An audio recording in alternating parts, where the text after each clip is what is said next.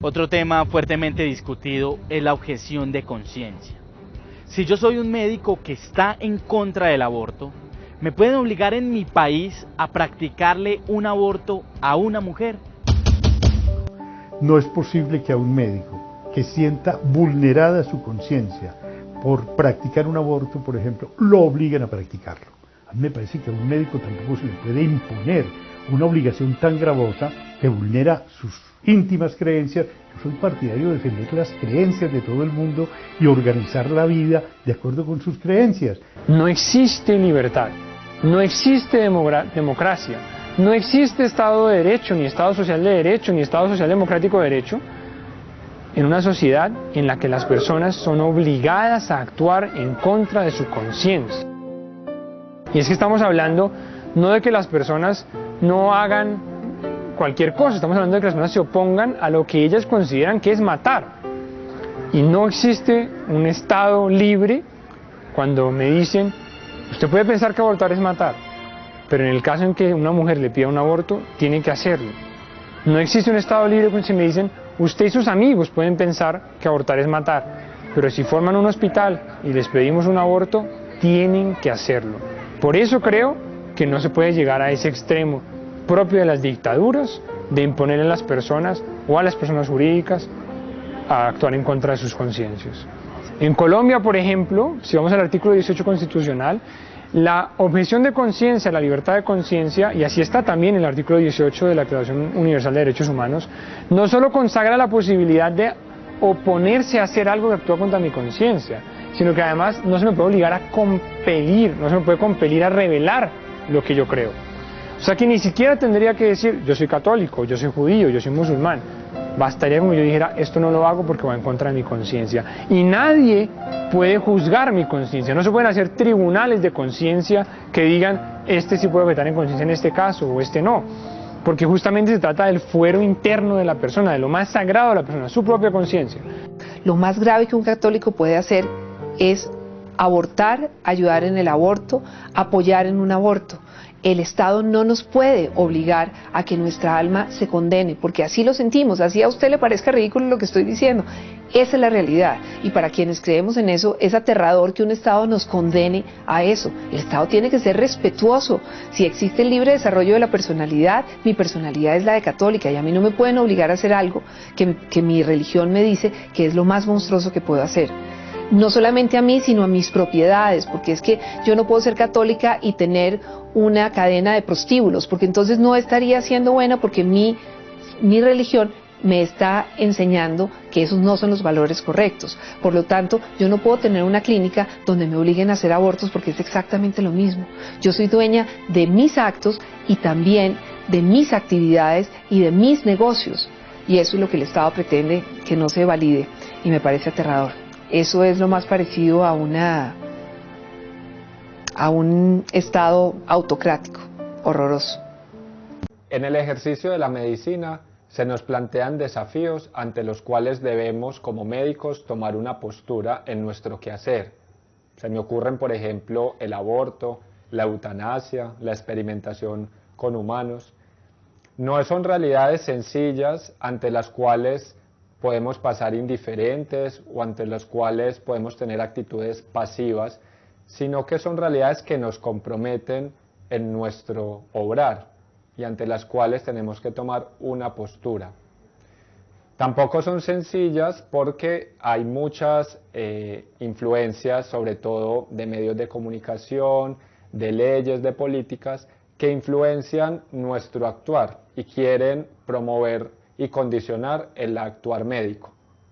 Por ejemplo, vemos cómo en muchos estados, con más frecuencia, se abren vías desde el punto de vista legal para promover y para condicionar la acción frente a estas situaciones.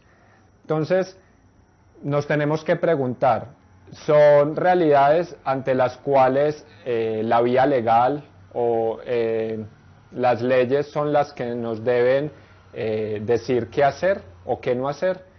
Yo creo que es importante que pongamos la mirada en la identidad y en la misión de nuestra profesión. No podemos descartar y olvidar los compromisos que hemos hecho desde el principio. Por ejemplo, el juramento hipocrático, que busca que nosotros nos comprometamos con el respeto a la vida en todas sus etapas, desde la concepción hasta el fin último. No podemos descartar los principios del hacer el bien y no hacer el mal. Quizá muchos profesionales se olvidan de esto, quizá muchos están condicionados por lo que es lo común o por lo que ya es legal. Pero lo que no podemos olvidar es que todos tenemos una conciencia, todos tenemos en nuestro interior unas convicciones que ninguna ley ni ninguna norma puede violentar y puede cambiarla. Negarse a cooperar al mal es un derecho y una obligación moral. Una vía para ello es la objeción de conciencia. Consiste en solicitar un trato excepcional para no cumplir con la norma injusta.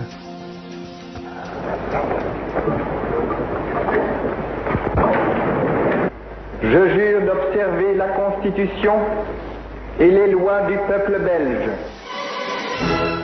El rey Balduino de Bélgica ofreció un ejemplo heroico de objeción de conciencia cuando se negó a firmar la ley del aborto. Puso en juego su prestigio y su corona con tal de no refrendar lo que juzgaba injusto. La objeción de conciencia es un germen de moralización del derecho. Admitir la objeción de conciencia hace promover una sociedad que actúe más por motivos de conciencia que por motivos de pura conveniencia. El respeto a la objeción de conciencia con ciertas garantías para asegurar su veracidad se erige hoy en distintivo del Estado de Derecho democrático. Por desgracia, abundan las presiones para impedir la objeción, sobre todo en el caso de médicos, enfermeras y farmacéuticos. ¿Cómo entender que no se respete el derecho a la objeción de conciencia incluso en países que lo reconocen en sus constituciones? Quizá la raíz de esto es que la objeción de conciencia de un ciudadano creo que es una llamada pública a la conciencia de los demás ciudadanos. Y quizás sea eso lo único que no pueden tolerar, que los demás les pongan en carne viva su propia conciencia. Un ordenamiento que no admitiese la objeción de conciencia en ningún caso degeneraría con mucha facilidad en un ordenamiento totalitario. Yo creo que es importante que miremos nuestra convicción, no únicamente la religiosa, sino también la ética y la moral, para poder asumir este compromiso ante estos desafíos. Entonces yo creo que ante este punto aparece la objeción de conciencia que podemos tener los profesionales de la salud. La objeción de conciencia, que es un derecho fundamental nuestro para abstenernos y muchas veces para decir no, para negarnos a hacer o a dejar de hacer muchas prácticas que están mal, que no van a favor de nuestra conciencia, de nuestras convicciones. Nadie entonces puede forzar ni violentar nuestra libertad. Nadie puede condicionarnos a ir en contra de nuestra conciencia y de nuestros principios. Yo por eso invito a todos los médicos, a todos los profesionales de la salud, a que vivan coherentemente, a que examinen su conciencia y a que mantengan la firmeza y la valentía para muchas veces abstenerse a ir en contra de sus principios o en contra de sus convicciones. Rescatemos nuestra identidad y nuestra misión, promovamos el bien de nuestros enfermos, de las personas que buscan nuestra ayuda. Centremos nuestro quehacer y nuestro actuar respetando la dignidad de todos los seres humanos. Que este hospital se opondrá sí, y asumirá las consecuencias legales, pero no facilitará ni propiciará ni hará nada que atente contra la vida del ser humano. Por el contrario, aquí estamos descuidando la vida, no manipulándola. La objeción de conciencia, que es la posibilidad de que un individuo aduzca motivos precisamente de conciencia para no observar un deber legal, un deber establecido por las leyes. En este sentido, se ha abierto un debate sobre los límites a la desobediencia civil, los límites al incumplimiento pacífico de los mandatos que están en determinadas leyes, insisto, por chocar contra nuestras convicciones. Pero sí puede plantearse, y creo que es un deber de toda sociedad democrática, plantear estos enfrentamientos entre conciencia y ley y poder salvaguardar estas convicciones profundas de las personas. Cabe señalar, sin embargo, que nunca se puede aducir o nunca se puede esgrimir la objeción de conciencia para cumplir con obligaciones que no suponen afectar convicciones profundas. Por ejemplo, no se puede objetar por motivos de conciencia el pago de impuestos, porque si no, imagínense, dirán, no, pues es que pagar impuestos va en contra de mis creencias, entonces no voy a pagar el IVA o no voy a pagar el impuesto a la renta. Bueno, esto naturalmente en un país democrático no se puede permitir y de hecho no se reconoce en aquellos países que tienen disposiciones sobre objeción de conciencia. Pero sí dar un margen legítimo, dar un margen de certidumbre para que cuando entre en choque la ley y la conciencia, los individuos no tengan necesariamente que optar o en doblegar sus convicciones o en incumplir la ley, sino que haya una salida legalmente prevista para ello. Si usted es médico o farmacéutico y la ley quiere que actúe contra su religión o contra su conciencia, sepa que no está solo. El senador irlandés Ronan Mullen consiguió el año pasado que le proteja el Consejo de Europa. Si eres un profesional sanitario y crees que practicar un aborto o participar en él no es un comportamiento veraz, que no es auténtica atención médica, debe ser respetado tu derecho a no intervenir. La situación no es tan fácil como parece. Ejercer la objeción de conciencia puede significar ser despedido o perder un ascenso. Un desafío que se analizó en el Encuentro Internacional de Personal Médico organizado por Mater Care International. El desafío en nuestra sociedad pluralista es dar cabida a la libertad de las conciencias y ser conscientes de que lo que es legal se convertirá en lo habitual en nuestra sociedad. Un ejemplo es el informe McCafferty, redactado el año pasado por Christine McCafferty, política británica pro aborto. Ella pidió que el Consejo Europeo regulase la situación de quienes se oponen al aborto.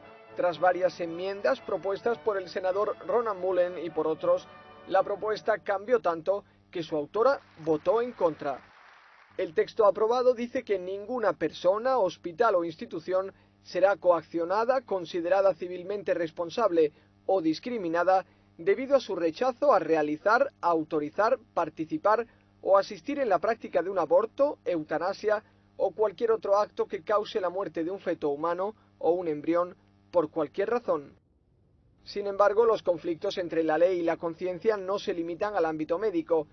En definitiva, el senador Mullen reconoce que hay progresos a favor de la objeción de conciencia, pero que aún queda mucho que hacer en todo el mundo.